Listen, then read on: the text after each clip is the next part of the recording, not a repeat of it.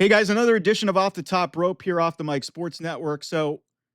Um, AEW Dynamite happened Wednesday night, and in the last few days, it's become very glaring just how much AEW misses CM Punk and Cody Rhodes. Just in it is clear as day. It happened in about a 2-day span from Elimination Chamber to Monday Night Raw, and then you watched Dynamite. And I know some of the tribalists who are diehards or blowhards for Tony Khan will disagree with me on this, but between the John Cena heel turn and the remnants of that, which are going to ripple towards Cody Rhodes and CM Punk, who are now going to be embroiled in the top angle in one of the most shocking turns of events that we've seen in 30 years in the business. And AEW is just another show. It's just another show. And I know some people were coming after JD from New York, who I mentioned a lot on here because, despite me not agreeing with some of the ways he goes about his business in terms of he's himself. Okay. But some of his takes get a little bit over the line, a little bit over there. But the one thing that he brought up as he was doing his stream last night, he was saying, everybody's still talking about the John Cena heel turn. Here we are, 4 or 5 days, 6 days since then, almost a week since then. People are still talking about it. They're talking about it on national news. They're talking about it on First Take, on ESPN. They are talking about it everywhere. Everywhere. And yeah, people will say, the Outrunners, guys, they were doing a bit with Omaha University, okay? That's different. This is WWE content, stuff that happened on their show, getting a 4 or 5 minute segment on First Take, which was one of the most watched shows on ESPN. That means something. And it involved Cody Rhodes. And Cody Rhodes, since he got to WWE, has been the single most important character in WWE in the last 3 years. That is a fact. And yes, he was gone for a long time with the torn pec, but when he has been active and participating, he has been the central figure in this company since he left AEW, which, by the way, he was a central figure there. But he got phased out of there. We don't know. We may never know what happened. There may be NDA signed. This may never see the light of day. But Cody, since he left, creatively, you've seen storylines are inconsistent. Character work is not great. Cody is a good wrestler in his own right. Maybe not the greatest, but he is a great storyteller. And you know where he gets that from? His dad. He gets that from his brother, who's coincidentally still in the other place. And I give credit to AEW for kind of reviving Dustin Rhodes' career because they've appreciated him and they do appreciate their legends. But AEW completely missed the boat. And I understand they were in no position. They were in a position where they had to fire CM Punk, but it never had to get to that point. Because yes, CM Punk did a lot of this to himself.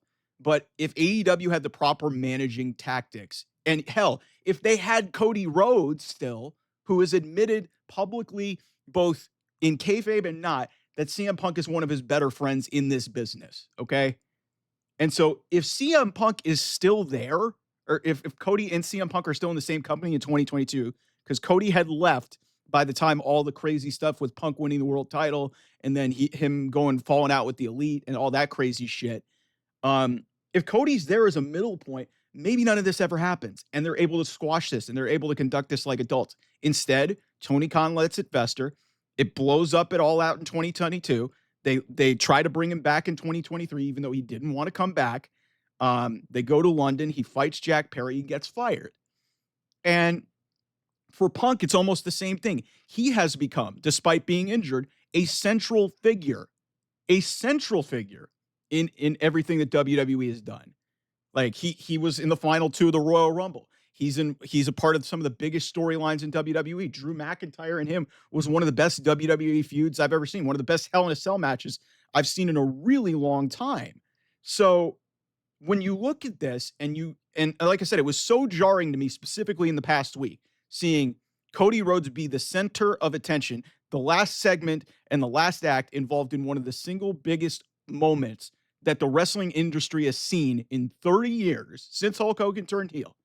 You can throw a bunch of other things at me. The only one that I, honest to God, can definitively say is probably more industry shaking is Hulk Hogan turning and joining the NWO in 1996. That's the only one that I like. Seth Rollins, yes, it's Seth Rollins turning on the Shield was a big moment and obviously vaulted these guys into superstardom. It didn't change the industry like what Hulk Hogan did. You may not like Hulk Hogan, but that's the reality of the situation. That's the only thing that I can think of that even touches or eclipses what John Cena did with The Rock on Saturday night at Elimination Chamber. And Cody Rhodes was a part of that. And now clearly CM Punk is going to be involved in this too, because he's already barking at people. He's back to his old wound up self, the best version of CM Punk. And if you watch on this channel, that is the best wrestling character in the world. That is not a catch line. That is reality. CM Punk, best in the world, the guy who is fire on the mic and gets in the ring and just kills people. That is best for business. And AEW's two biggest mistakes, letting those two guys go, are now benefiting their rival. And it may put AEW in the ground because as of right now, their response is to just take talent from WWE that has been outcasted, and every single one of them, they have been right on. Like Adam Copeland, it's a great story. It's nice to see him keep wrestling. Adam Copeland ain't doing anything. Like Adam Copeland, all due respect, and one of my favorite wrestlers of all time. It's not making an ounce of difference. Mercedes Moné, one of my favorite women's wrestlers of all time, not making an ounce of difference in terms of level of interest or character. It's just recycled stuff from WWE. No originality, no creative. And, again, having those two guys around, especially Punk, even though like I said, that could have been avoided if certain things would have been made, and maybe the Cody situation didn't turn out the way that it did.